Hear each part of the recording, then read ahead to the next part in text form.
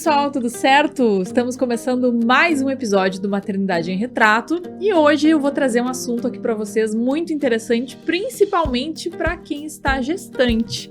Que eu lembro que nas minhas gestações eu gostava muito de pesquisar na internet, né, relatos de parto, vídeos falando sobre as fases do trabalho de parto, porque é um processo, né, uma dor ali que quem nunca passou por isso não sabe como é que funciona e pode ter muitas dúvidas, né? O que sentir, o que é normal, o que não é normal, quando procurar a maternidade. E é por isso que hoje eu trouxe aqui uma enfermeira obstetra, que é a Andressa Lussardo Bueno. Tudo bem, Andressa? Tudo bem, Fábio? Prazer estar aqui conversando contigo e com as pessoas que ouvirão essa conversa sobre algo que eu gosto muito de falar, que é parto, principalmente as fases do trabalho de parto. Então tá. Bom, gente, é importante a gente falar sobre isso, né? Porque, como eu falei, quem nunca passou por isso ou quem não é da área da saúde não entende e pode acontecer, digamos assim, de ir muito precocemente para a maternidade, sofrer alguma violência, né? Alguma intervenção desnecessária. Por isso que é importante a gente falar sobre esse assunto e que a gestante entenda as fases, né? Queria que tu trouxesse para nós um pouquinho, assim, inicialmente, os pródromos, né, que muita gente pensa ali Sim. que, será que já tá na hora? E por mais que eu tenha tido os 2 partos, assim, no segundo agora eu não sabia se eu tava ou não. E eu acho que também a gente não tem como saber 100%, né, porque cada corpo é único, cada mulher tem uma gestação. Exatamente. Então é muito de sentir e entender o seu corpo, né? Exato. A gente sempre traz para as nossas... Eu trabalho com parto, então assisto trabalhos de parto em ambiente domiciliar e direciono essas mulheres para o hospital no momento mais oportuno. Justamente para que seja propiciado isso que tu traz, de não chegar muito cedo no hospital, e isso por si só evita intervenções completamente desnecessárias que a gente sabe que o ambiente hospitalar muitas vezes reproduz. Então, é uma dúvida muito grande. Que hora eu vou para o hospital? Como eu vou saber que eu estou em trabalho de parto? E, obviamente, tu trouxeste muito bem que o parto é único, cada gestação é única.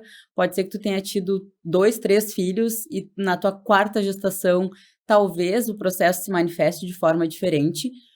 Então, é muito individualizado, mas o trabalho de parto ele não começa do nada. A gente sempre fala isso. Existem muitos sinais que o corpo vai dando previamente ao trabalho de parto se instalar de fato, e a gente chama essa fase de pródromo. Não sei se tu prodromou nos teus trabalhos de parto. No primeiro, não, nada. Quando eu comecei a sentir alguma coisa, já era o dia, assim. E agora, na segunda gestação, sim, eu passei 2 semanas achando que eu ia parir a qualquer momento. Sim, e é muito comum. Raras são as mulheres que não entram nesse processo. A gente inventou até um termo, né? Prodromando. A paciente está prodromando. Mas pródromo, que é essa fase que antecede o trabalho de parto, de fato, não é nem fase de trabalho de parto. A etiologia da palavra é aquele que avisa. E, curiosamente, quem me fez eu descobrir isso foi um marido, um pai, durante uma das nossas consultas que a gente aborda, tem um momento com as nossas pacientes só para falar de fase do trabalho de parto. E daí a gente foi explicar os pródromos e o marido ali, muito curioso, tá, mas da onde surgiu essa palavra? O que palavra isso, estranha, isso né? quer dizer? Enfim, ele me ensinou que pródromo a etiologia da palavra é grega e significa aquele que avisa. Então, o pródromo, normalmente, ele vem para nos avisar que o trabalho de parto vai começar. Pode levar um dia, pode levar 2 dias, pode levar 2 semanas, como o teu. Ou pode ser meio que se misturar com uma fase latente já do trabalho de parto e elas meio que se confundirem. Mas, normalmente, uma mulher vai entrar em pródromo, que é aquele que nos avisa que algo vai acontecer. Ou ele nos avisa que vai acontecer o trabalho de parto, ou quando a gente visualiza o processo de parturição no seu modo mais primitivo, mais fisiológico, atentando bastante para a fisiologia do parto, o pródromo também ele vem para nos avisar que algo está em desalinho, que a gente precisa promover um equilíbrio melhor entre o corpo materno, o corpo fetal. Não é só uma mulher expulsando um bebê.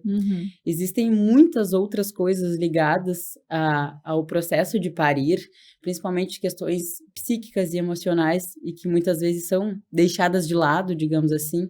Então, às vezes, o pródromo, ele vem para nos dizer que algo precisa ser organizado para que, de fato, depois do trabalho de parto, ele desencadeie de forma fisiológica mesmo e o mais natural possível. Uhum. Então, mais ou menos isso, assim, o pródromo. Sim. Antes da gente seguir das próximas fases, eu queria saber um pouquinho de ti, assim, como é que como que despertou o teu interesse em trabalhar com isso? Porque tu é neta de parteira, né? Fiquei Sim. sabendo. Foi daí, mais ou menos? Então, é muito curioso, porque normalmente as pessoas, elas escolhem a enfermagem obstétrica ou escolhem trabalhar com obstetrícia, seja como doula, como médico obstetra, enfim, por já ter uma afinidade com aquela área, por conhecer pessoas ou por passar por um processo de trabalho de parto, mas eu nunca sonhei com isso. Nunca tive vontade de ser enfermeira, para começar. Mas eu sou a primeira graduada da minha família, então eu entrei para a graduação naquilo de se não tem tu, vai tu mesmo. Eu sempre sonhei em ser veterinária desde criança. Mas, então, através de uma bolsa, sou bolsista ProUni e entrei para a graduação através dessa bolsa para o curso de enfermagem, sempre pensando, não quero isso, eu quero transferir, eu vou cursar um semestre e vou transferir para veterinária, porque eu nunca sonhei ser enfermeira. E cursei um semestre, não consegui a transferência. E quase no meio da graduação, isso sempre penando demais de, tipo, o que eu estou fazendo aqui? E no 4º semestre da graduação, que são 10 semestres, eu tive contato com a saúde das mulheres. E o primeiro dia de aula, a professora, na época, que até hoje a gente conversa, eu digo que foi a minha mentora da obstetrícia, ela nos trouxe o filme O Renascimento do Parto. E ali eu pensei, existe alguma coisa que eu posso fazer dentro da enfermagem. Eu vou ser enfermeira obstetra. Se eu for enfermeira, para ser enfermeira obstetra, não imagino outra coisa dentro desta profissão que eu possa fazer e possa fazer com gosto, que isso me gere prazer também. Então, desde esse dia até então, eu pensei, eu vou estudar e vou direcionar todas as minhas funções acadêmicas também. Então, dentro da graduação, já direcionei tudo para a área da saúde das mulheres e dos recém-nascidos. E, assim, me tornei enfermeira obstetra. E, curiosamente, a minha avó, eu sou do interior, é uma parteira tradicional. Ela não sabe ler, não sabe escrever, é analfabeta, ainda é viva, e, graças a Deus. Mas não trabalha mais como Não parteira. trabalha mais, hoje ela tem 85 anos, e ela é parteira de campanha, que a gente chama no interior. Sem nenhum conhecimento técnico, científico, ela aparava bebês, porque a grande maioria das vezes é isso que a gente precisa, estar ali, assistir. E trouxe ao mundo, ela fala que tem vários filhos, né? Porque a parteira de campanha, a parteira tradicional, aqueles partos que ela assiste, ela fica como madrinha daquelas crianças. E ela disse que já assistiu pelo menos uns 30, 40 nascimentos. Isso desde seus 30 e poucos anos até talvez 60, por ali. Ela era a parteira da localidade em que ela vivia, que era no interior do município que é a minha cidade natal, que é no interior do Rio Grande do Sul. E não sei se isso tem alguma coisa relacionada a uma ancestralidade, alguma coisa assim que me direcionou para esse caminho na área acadêmica, né, na minha formação. E o que ela acha de ti agora trabalhando com isso? A gente conversa, esses dias até a gente conversou um pouco sobre isso, por chamada de vídeo, falando com ela, vó, e se sangrasse, o que tu fazia? O que fazia depois que, o bebê nasce, daí como é que clampeava o cordão? Como é que cortava? Como é que era a tesoura? Eu meio na curiosidade, assim, e ela, se sangrasse a gente dava um chá, ficava cuidando ali, fazia uma massagem na barriga e logo ia parar. Então, de forma empírica, na verdade, eu acho que elas tinham suas maneiras de manejo que não é tão inadequado, porque a gente vai começar por uma massagem uterina, enfim. Aí eu, e se essa placenta não saísse? A gente atava o cordão na perna. Daí eu, atava pra quê? Não, corre o risco de voltar, né, o cordão. Eu, não, isso não existe. Mas, enfim, hoje a gente conversa, às vezes ela brinca. Eu, não posso ir porque eu tenho alguém pra parir. Ela, não, mas eu vou pra ir te ajudar, então. Ela brinca, assim, mas são cenários completamente diferentes. Sim. Mas é legal fazer essas comparações, assim, com ela. E ela acha o máximo. Imagino. Me diz uma coisa, Andressa, tu é virginiana, né? Sim. Tu é super metódica, Sim. organizada. E a gente sabe que nessa área da medicina, da enfermagem, dos partos, a gente não tem uma fórmula, né? As coisas acontecem. Esses dias até eu fui fotografar um parto e o médico foi fazer o toque ali, a gestante ele estava com 7/8 de dilatação. 5 minutos depois o bebê nasceu. E já acompanhei parto também, que tava com 7, passou 6 horas e o bebê não tinha nascido ainda. Então a gente não tem uma receita de bolo, a gente não tem uma previsibilidade, a gente tem ali dados, às vezes, que podem ajudar, que a gente usa para nortear, mas não é nada gravado na pedra, né? E aí, como é que é para te lidar com isso, assim, da tua paciência, da tua organização?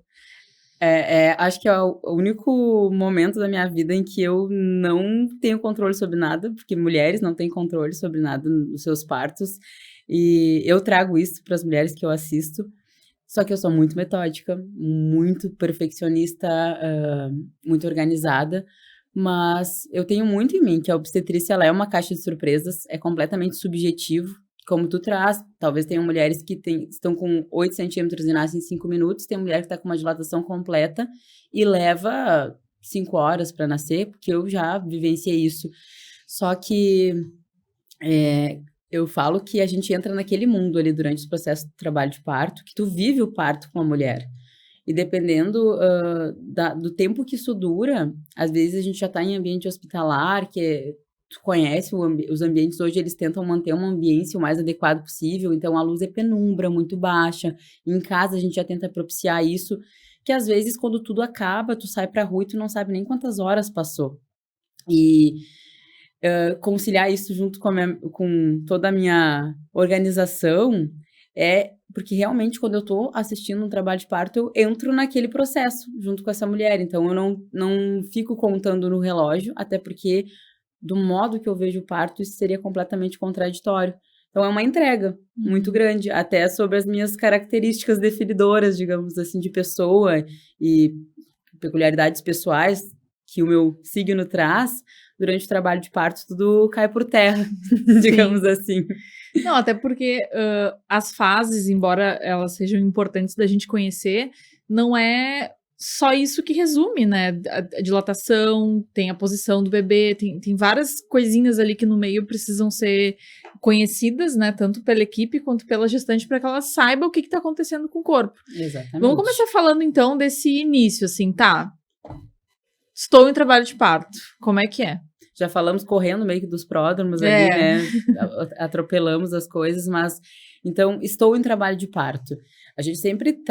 Eu sempre trago para as mulheres que eu atendo que muito mais do que eu chegar na tua casa, te fazer um exame de toque, ver quantos centímetros de dilatação tem, onde está esse bebê, enfim, os dados de exame físico que a gente tem e parâmetros clínicos, a forma de manifestação das mulheres diz muito mais para a gente do processo de trabalho de parto do que propriamente um exame de toque e todos os conhecimentos técnicos que a gente tem que saber observar essa mulher no todo. Então, o trabalho de parto é isso que eu trago, de que ele vai dando sinais, muito mais do que tu observar uma dilatação de um colo uterino.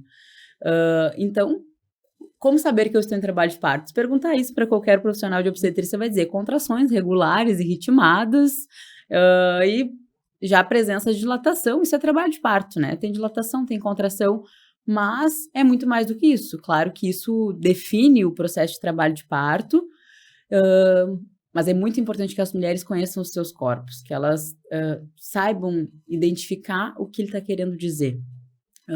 Que se tu tem esse conhecimento, vai ser muito difícil tu não entender que está em trabalho de parto. Uma, porque ele não começa do nada, como a gente já falou, existe muitas vezes as mulheres vão passar pelos pródromos, e a forma com que a mulher está se manifestando nos diz muito mais. Digamos que a gente vai falar da latência do trabalho de parto, que é a primeira fase ali do trabalho de parto. Então, seriam contrações regulares, já tem um ritmo, digamos, na latência, essa mulher vai ter pelo menos uma contração a cada 10 minutos, digamos assim. E se for fazer uma avaliação, um exame de toque, a gente já vai ter a presença de modificação cervical, de um colo do útero, uma dilatação presente. Mas na fase latente do trabalho de parto, ou até mesmo nos pródromos, é o momento em que a mulher meio que nossa, eu tô com contração, me disseram que contração é trabalho de parto e eu já vou ir para o hospital, então, quando não existe uma assistência Uhum. domiciliar. Só que essa fase, ela pode durar um tempo bem considerável, pode durar dias, inclusive. Então, muito mais do que observar as contrações e fazer um exame que nos diga qual dilatação que essa mulher tá, a forma com que ela vai estar se manifestando talvez nos diga muito mais.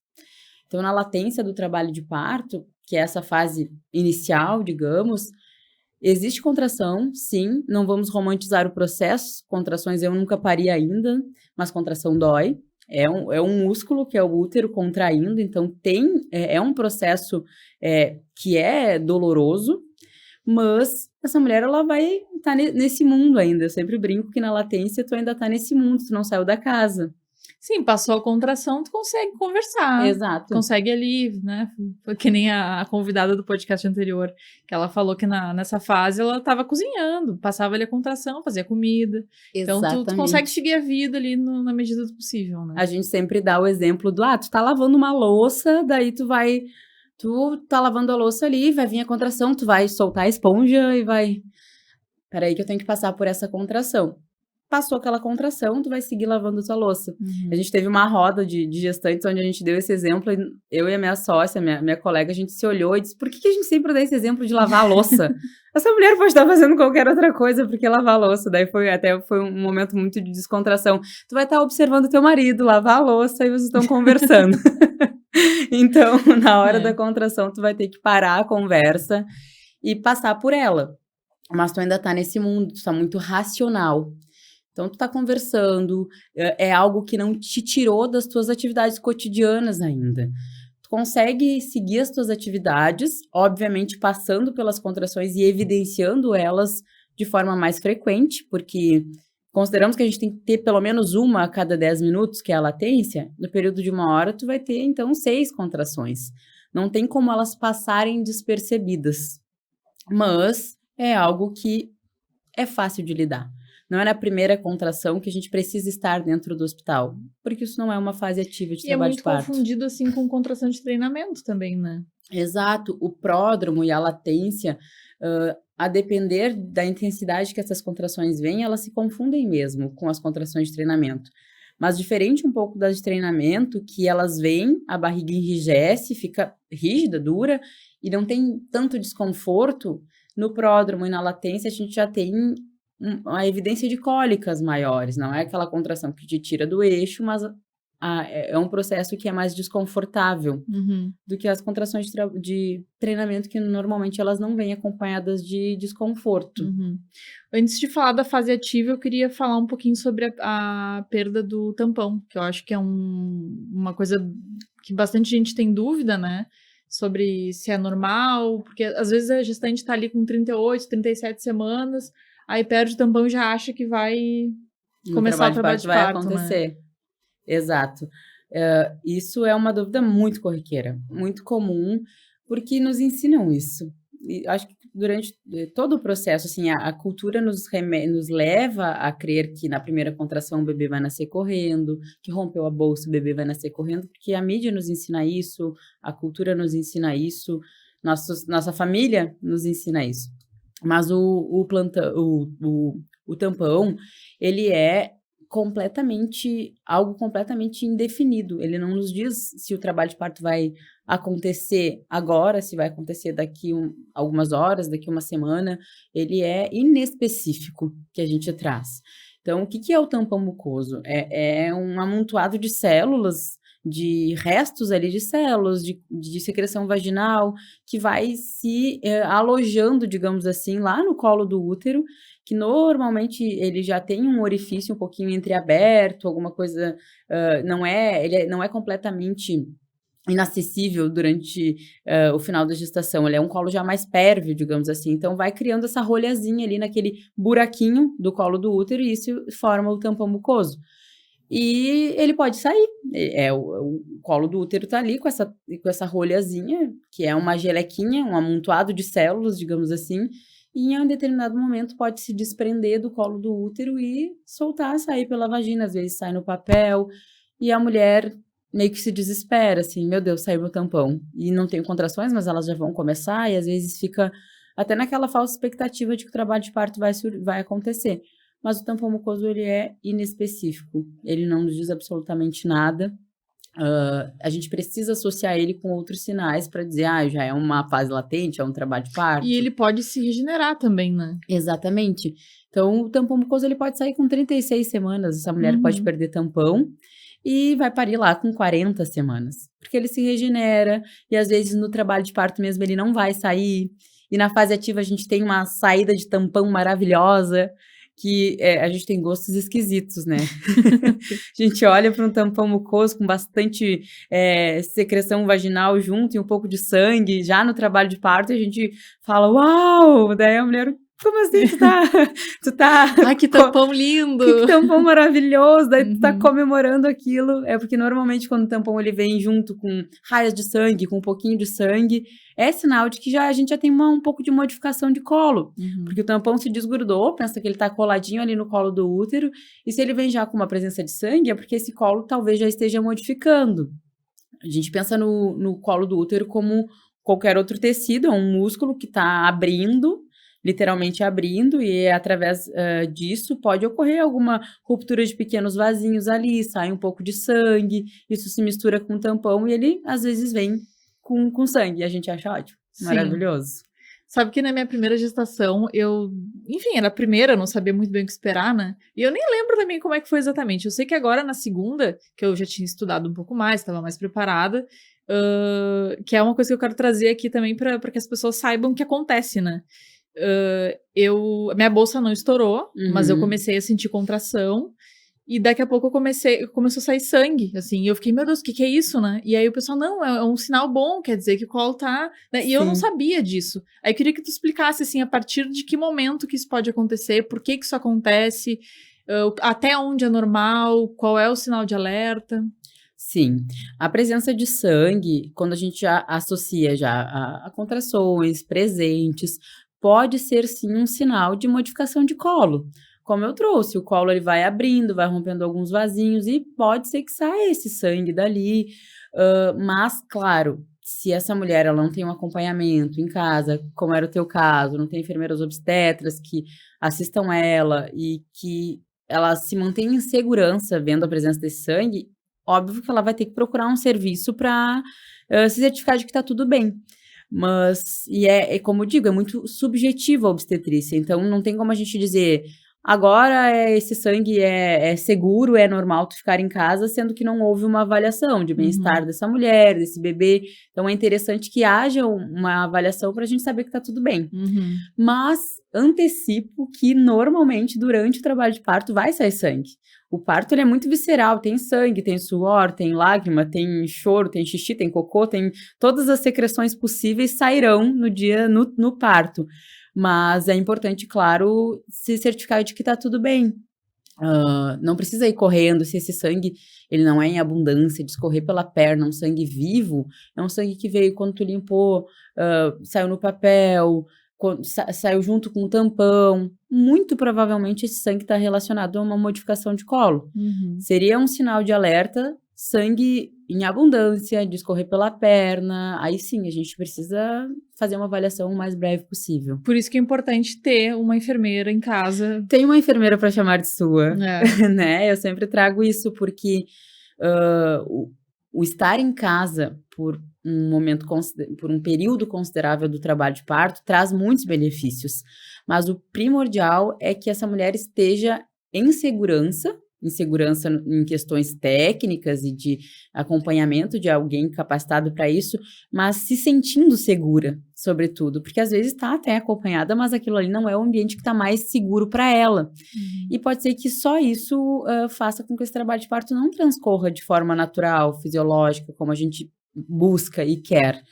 Então, esteja segura, seja acompanhada ou não. Se não estiver acompanhada, busque por um local que te traga essa segurança. Uhum. Porque isso vai influenciar e muito no teu processo de trabalho de parto. Sim.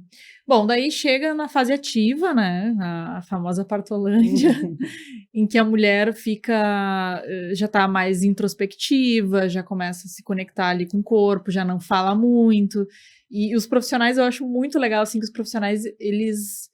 E é isso, né? Eles assistem o parto. Então, eles ficam Exatamente. olhando, observando a mulher, vendo como é que ela tá, se ela tá vocalizando, se ela tá mais quietinha. E nesses detalhes vocês conseguem perceber muita coisa, né? E aí, Muito. como é que tá o corpo nesse momento? Então, é muito mágico. Assistir mulheres em trabalho de parto é uma coisa muito mágica mesmo, porque é como eu trouxe, a gente não precisa fazer um exame de toque, não precisa fazer um exame, contar as contrações, fazer uma dinâmica uterina que a gente chama, porque o corpo vai dando manifestações grandiosas e é só tu saber observar, tu saber assistir. Então, uma mulher em trabalho de parto, em fase ativa de trabalho de parto, ela não tá mais nessa casa, não tá mais nesse mundo. Ela chega na Partolândia, que a gente achou um lugar para levar essas mulheres durante esse processo, porque realmente pensa que essas contrações que na latência, a gente tinha uma contração, 2 a cada 10 minutos, então eram contrações que tinham um intervalo considerável, então tu poderia ali terminar de fazer alguma coisa, vem a contração, passa, tu segue respondendo, conversando, comendo, e é importante na latência que a gente não trouxe, te alimenta, junta energia, porque tem um processo de trabalho de parto pela frente. Na fase ativa, a gente tem 3 contrações em 10 minutos. Então, são contrações que ela tem um intervalo ali de 1, 2 minutos e a gente tem outra contração. E elas duram muito mais E também, elas né? são mais intensas, elas têm uma durabilidade maior e uma intensidade maior também. Porque essas contrações, elas já vão empurrando melhor esse bebê, ele vai achando o seu caminho na pelve materna, então a fase ativa, além também de dilatação, de contrações regulares, a gente vai fazer um exame de toque, e através do exame de toque a gente também vê outros parâmetros, onde é que esse bebê está na pelve, normalmente quando ele já está na metade do caminho ali da pelve, é que a fase ativa, ela está super instalada e a gente consegue perceber essas manifestações. E o que acontece, então, com essa mulher? Ela tinha contrações ali 1, 2 a cada 10 minutos, mais curtinhas, menos intensas, na fase ativa elas vêm com tudo. 3 em 10 minutos, com maior durabilidade, maior intensidade, e seria humanamente impossível passar por esse processo estando completamente racional. Sim. Então, quando a mulher conhece o seu corpo e conhece o processo, a gente sempre vai dizer, te entrega e vive. Porque a ocitocina, que é o que gera contrações, é um dos hormônios essenciais do processo de trabalho de parto, e tem essa capacidade de contração uterina, também é o hormônio do prazer. É o hormônio que a gente libera em situações de prazer. Beijar quem a gente gosta, abraçar, sexo, libera ocitocina. Então, é a mesma ocitocina que está causando contração uterina. E no intervalo, então, dessas contrações, a ocitocina está sendo liberada. E ela nos gera essa sensação de prazer, teoricamente. Então, é nesse momento que a mulher sai da casa, ela entra nesse estado de embriaguez, que a gente chama. Michel Audin, que é um grande obstetra francês, ele fala que a mulher, durante o processo de trabalho de parto, ela é embebida por este coquetel do amor, que gera essas sensações prazerosas apesar da dor. E é isso que acontece durante a fase ativa. Tem contrações ritmadas, regulares, intensas, mas no intervalo delas, a mulher está na partolândia, ela está vivendo o lado bom da ocitocina. Uhum. Então, também é uma situação prazerosa. Tem mulheres que, no intervalo da contração, eu já acompanhei mulheres que diziam, ai, tá horrível, mas tá bom. Então, se confunde muito a sensação do prazer com as dores que a ocitocina e a contração estão gerando. E é como qualquer outra mamífera da natureza.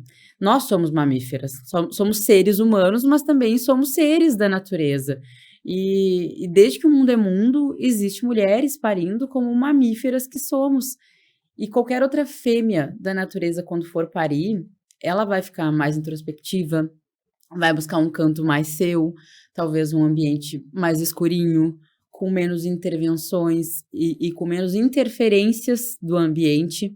Então, é isso que uma mulher, quando ela é permitida e quando deixam isso acontecer, vai fazer durante o seu trabalho de parto. Claro que o processo ele foi muito medicalizado nos últimos tempos e se voltou para dentro das instituições hospitalares e tudo se tornou um procedimento. Então, agora tu fica aqui, depois tu vai para cá, depois tu vem para cá. E se esqueceu que sempre, desde que o mundo é mundo, as mulheres estão parindo. E não era nesses ambientes. Então, se a gente permitir, a gente vai visualizar exatamente isso. Uma mulher mais introspectiva, mais no seu canto, como uma gatinha que vai parir os seus filhotes lá embaixo do armário. Porque é isso que vai ocorrer de fato. E às vezes o que a gente precisa fazer é não atrapalhar. O que a gente... A assistência mais grandiosa que a gente tem quando o processo de trabalho de parto está indo bem, quando essa mulher está bem, quando esse bebê está bem, é não atrapalhar. É se sentar sobre as mãos, que a gente fala, e só assistir a fisiologia agir. Então, e aí a gente brinca que a mulher vai para a partolândia. Porque se vocês forem ler relato de parto, não sei se tu fez o teu, tu fez relato de parto? Acho que não, vou fazer. Vou fazer. Tem um momento muito característico dos relatos de parto, que tu tá lendo ali e a mulher diz, a partir desse momento eu já não lembro de mais nada. Nesse momento eu já não sei que horas era. Não, o horário, teve uma hora que foi muito engraçado, eu perguntei pro fotógrafo, o Rafa Rosa, que horas são? Deve ser umas 8, né? Tipo, era 1 da manhã. E eu tava achando que era 8 horas. A gente perde noção do tempo, do espaço. Eu não sabia quem é que tava lá, eu não sabia nada. Chega uma hora, assim, que a gente realmente vai pra partolândia. É o termo perfeito. Exato. E é a fase ativa que tá ali. E eu sempre brinco que em salas de parto, ou no ambiente domiciliar, os relógios deveriam ser cobertos. Porque a gente não quer controle. E às vezes as mulheres, elas... tá tão difícil entrar na partolândia porque elas estão tentando controlar aquele processo. E até a preocupação, né, de pensar assim, mas já passou tantas horas e ainda não evoluiu, o que tá acontecendo? E a gente já começa a achar que tem alguma coisa errada, né? Sim, e nos ensinam isso. Nossa, não vai nascer, já tá aqui há 4, 5 horas e não nasceu, esse bebê vai sofrer, pra que passar por isso? E às vezes quando tem uma família que já sabe que tá acontecendo o trabalho de parto, mas vai passar da hora, esse bebê vai para cesárea. E não existe limite de tempo na obstetrícia. O nosso determinante, o nosso limite é o bem-estar materno e fetal. Esse bebê tá nos dando sinais de que não tá bem, essa mulher tá nos dando sinais de que não tá legal, ok, então a gente tem que abreviar esse nascimento. Qual é a via mais rápida desse bebê nascer? Mas nem tudo é cesariana, não é cesariana para todo mundo, por questões que às vezes um manejo adequado resolveria e a gente seguiria transcorrendo perfeitamente esse trabalho de parto normal. Então, essa é a característica mais forte, assim, da fase ativa, é a partolândia, quando a gente sai da casa. Sim. E é muito forte de se perceber isso, quem está assistindo de fora, e as mulheres não lembram. Por isso que é importante fazer foto e fazer vídeo, hein? Sem dúvida nenhuma. Deixa eu te perguntar uma coisa a respeito, assim, da fisiologia, porque, como a gente estava comentando anteriormente, tem mulheres que avançam muito rápido ali, que praticamente nem passam da fase latente, já vai pra fase ativa. E emenda e tu não sabe, né, tu não consegue identificar em que momento que aquela mulher tá. Mas também tem todo o caminho que o bebê tem que percorrer, né? No meu trabalho de parto, agora esse último, teve um momento que as enfermeiras que estavam me acompanhando viram que não estava muito bem, eu não sei se elas usaram o termo encaixado, mas enfim. Pode ser. Falaram que ele não estava descendo, acho que foi isso. E aí tive que fazer uma série de exercícios ali para o negócio engrenar, né? Me explica por que isso acontece e quais são as formas que a gente tem para resolver, como é que vocês conseguem identificar isso, porque isso que é o mais difícil para mim, de como é que você sabe onde é que tá o bebê, porque na hora ali do acompanhamento, elas vão fazendo ali a ausculta, né, vão vendo onde é que ele tá, e aí era engraçado que cada vez mais ela ia para baixo, então sinal de que ele tava descendo. E aí é muito engraçado a gente que não é da área da saúde perceber essas sutilezas, assim, do olhar de vocês. Sim, e te antecipo que não é todos os profissionais que percebem isso e que consideram isso no trabalho de parto. Então, exatamente nesse mesmo sentido que a gente vem conversando, dessa obstetrícia mais tradicional, digamos assim, que é só o que consideram? Dilatação. Dilatação completa e tem contração, esse bebê tem que nascer logo. Mas onde está esse bebê na pelve? A gente sempre se pergunta isso quando estudamos e visualizamos o parto no seu mais fisiológico. Como que a gente vê, né? Que tu perguntou.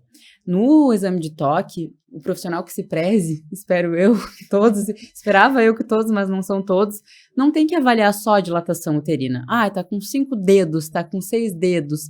Não, a gente precisa ver o aspecto desse colo, porque normalmente o colo do útero, ele é um colo, ele é grossinho, ele tem uma espessura de uma bochecha gordinha, eu sempre falo gordinha porque a minha é tão seca que eu falo não considera a minha bochecha, mas tem uma espessura de uma bochecha mais gordinha, ele é posterior, que a gente chama, ele tá lá atrás, então no exame de toque a gente tem uma mulher que não tá em trabalho de parto, a gente tem que procurar esse colo.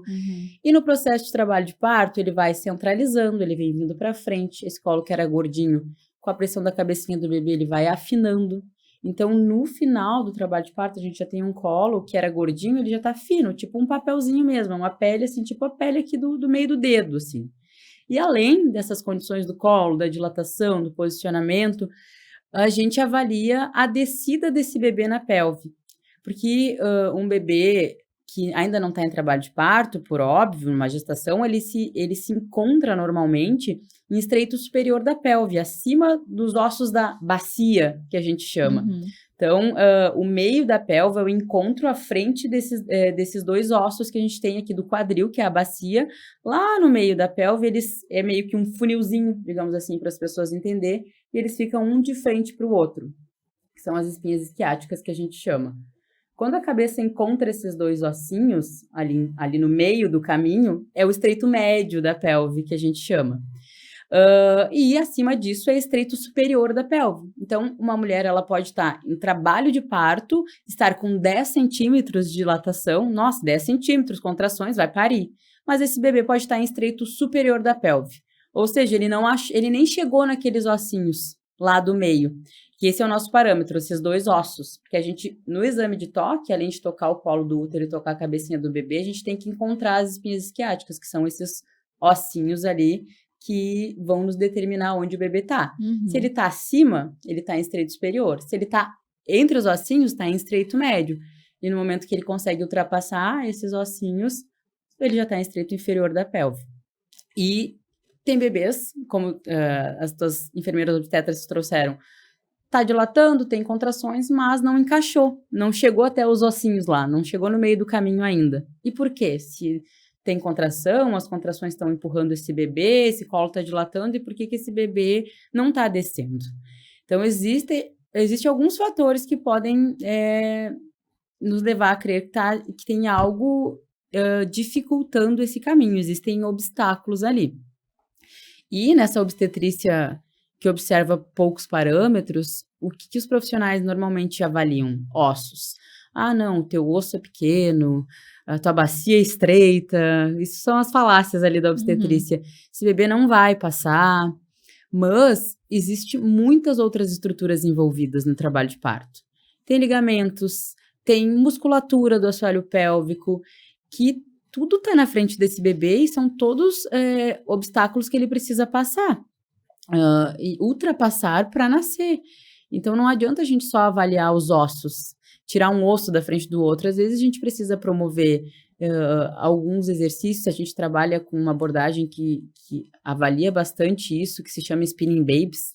Certamente as suas enfermeiras obstetras utilizaram dela. Sim. Que é uma abordagem que olha muito a fisiologia e tenta traçar esse equilíbrio de corpo materno, corpo fetal e pensa em todas essas estruturas. Às vezes é um ligamento que está super distendido, que está atravessando ali, esse bebê desceu com a cabecinha que era para descer reta, e pelo meio do caminho ela se insinuou mais para um ladinho e tem um ligamento que está super distendido na frente e está realmente impedindo essa passagem. Então, o que a gente vai fazer? Algum exercício para promover um relaxamento desse ligamento, para promover um relaxamento como um todo da pelve, e às vezes a gente abre o caminho para esse bebê. Se é osso, que realmente chegou ali naquele estreito lá, no estreito médio, bateu nos ossinhos ali e não tem espaço. O espaço que a gente fala são milímetros que fazem a diferença. literalmente milímetros. Então, às vezes, a gente faz algum exercício de assimetria de pelve, que tira esse osso um da frente do outro e abre espaço para esse bebê.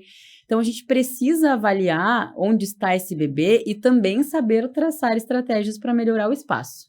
Então, onde está esse bebê e o que eu preciso fazer para abrir caminho para ele?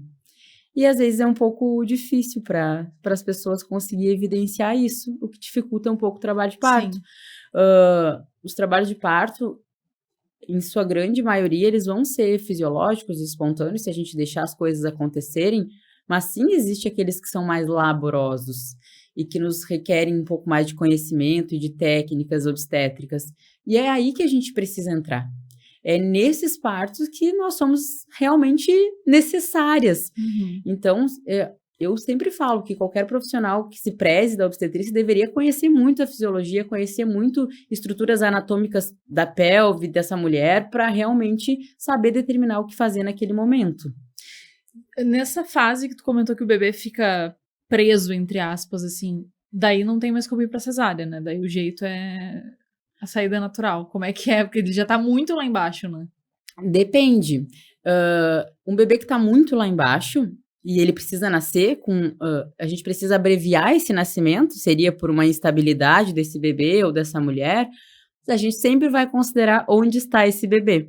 Então, se é um bebê que já está em estreito inferior, passou dos ossos ali, obviamente a gente vai pensar em assistir um parto instrumentalizado com vácuo ou fórceps, que esse bebê nasceria muito antes, dependendo de onde ele está ali na pelve, do que submeter essa mulher a uma cesariana, até chegar na sala, o bebê já teria nascido.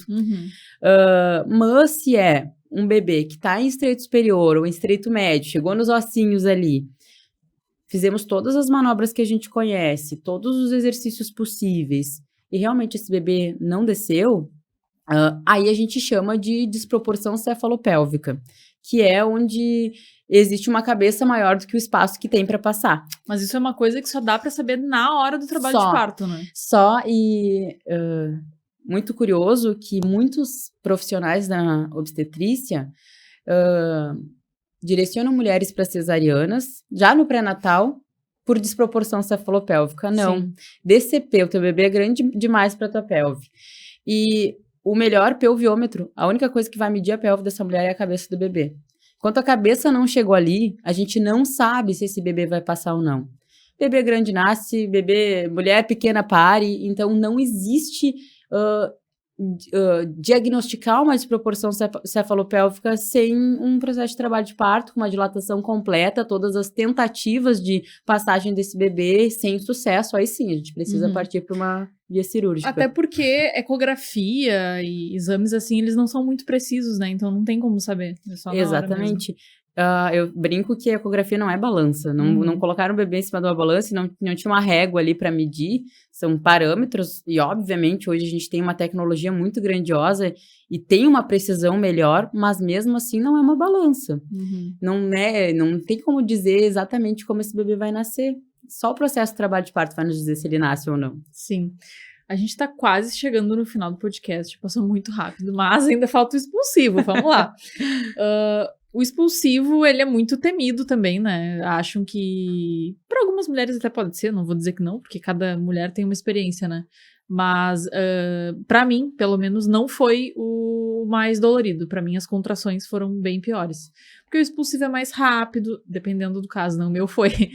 Normalmente ele é um pouco mais rápido, assim, E tem alguns mitos, algumas questões aí que a gente fica sem saber como é, né? Porque quando é o primeiro parto, tu nunca passou por aquilo, tu não sabe o que esperar. Mas tem algumas coisas que a gente pode avisar a pessoa. Olha, tu vai sentir uma ardência, né? Porque às vezes a gente tá ali e sente uma coisa diferente. Meu Deus, o que é isso? Será que é normal? E muitos partos que eu acompanhei fotografando foram assim, né? Da mulher não saber o que era aquilo. Sim. Mas... estudando na gestação, se informando, muitas coisas a gente pode se preparar, né? Com certeza. Não sei quanto tempo nós temos, mas... uns 10 minutinhos. Tranquilo. Antes do expulsivo, a gente precisa muito falar de uma fase que antecede o expulsivo, que talvez, se tu for abrir algum livro de obstetrícia, nem esteja descrita, mas é uma fase muito visualizada, que é a fase de período de transição, que a gente chama. Sim, sim. Então, onde a gente está literalmente transitando da ativa para o período expulsivo. E o expulsivo, relativamente, até para falar dele, ele é um pouquinho mais rápido. Mas a fase de transição, ela é muito desafiadora, então é importante falar sobre ela. Que é aquela fase que a gente está saindo da ativa, entra na transição e já muito provavelmente vai para o expulsivo. E ela normalmente ocorre ali nos 8, 9 centímetros de dilatação, que é onde essa mulher, ela, juntamente com essa monte de ocitocina e tá lá na partolândia, há uma descarga de adrenalina muito forte no organismo. Então, pensa naquela mulher que estava lá na partolândia, que tá ruim, mas tá bom, eu não sei o que tá acontecendo, não sei que horas é.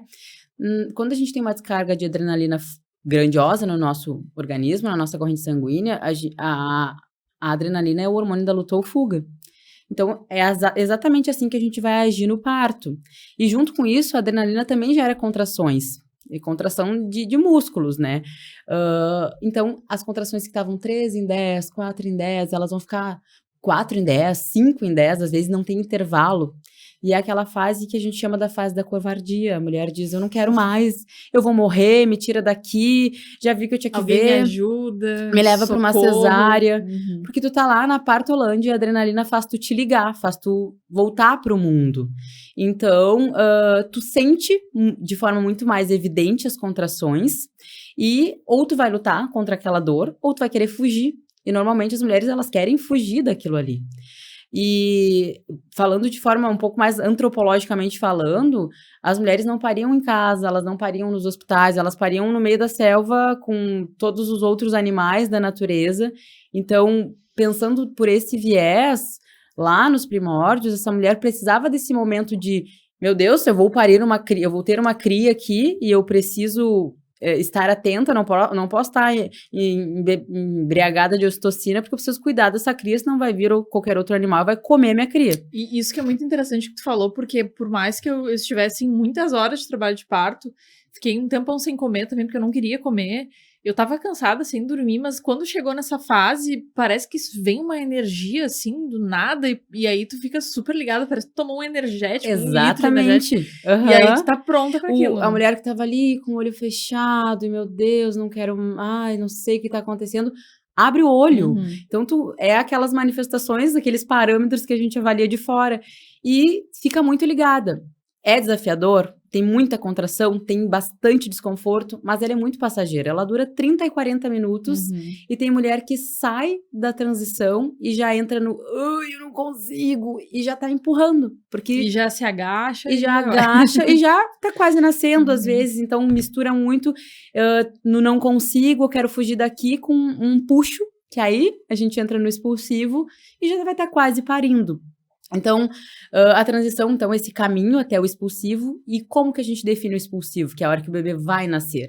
Não é só pela dilatação, já tem 10 centímetros, está no período expulsivo. Não, o período expulsivo é a dilatação completa, onde a gente toca e só sente a cabeça do bebê. Mas, muito além disso, é a vontade incontrolável e involuntária de fazer a força, que é o famoso puxo. Não é o mandar a mulher fazer força, que é o puxo dirigido, é uma vontade que tu não segura, é fisiológico, é como ir no banheiro e tu não consegue segurar, dependendo da vontade que tu tá. Então, eu não consigo e já tá empurrando. Como se tivesse alguma coisa, tipo a vácuo, fazendo uma força pra sair, né? Não sei, porque eu nunca passei, mas eu acredito que seja essa sensação. Não, mas tu conhece das coisas, mas é uma coisa muito louca. Por quê? Porque esse bebê já passou daquele estreito médio ali que a gente tava falando, dos ossos um na frente do outro, e ele já tá abaixo disso, ou seja, no canal vaginal. Então, pensa que é uma cabecinha de um bebê na tua vagina, realmente. E por que tem mulheres que relatam a dor em queimação e a ardência? Porque a cabeça, ela vai encontrar os pequenos lábios da vagina, vai encontrar o períneo, e aquele atrito ali da cabecinha do bebê com esses tecidos pode gerar essa sensação de queimação e de ardência. E é perfeitamente fisiológico, natural, não quer dizer que vai rasgar.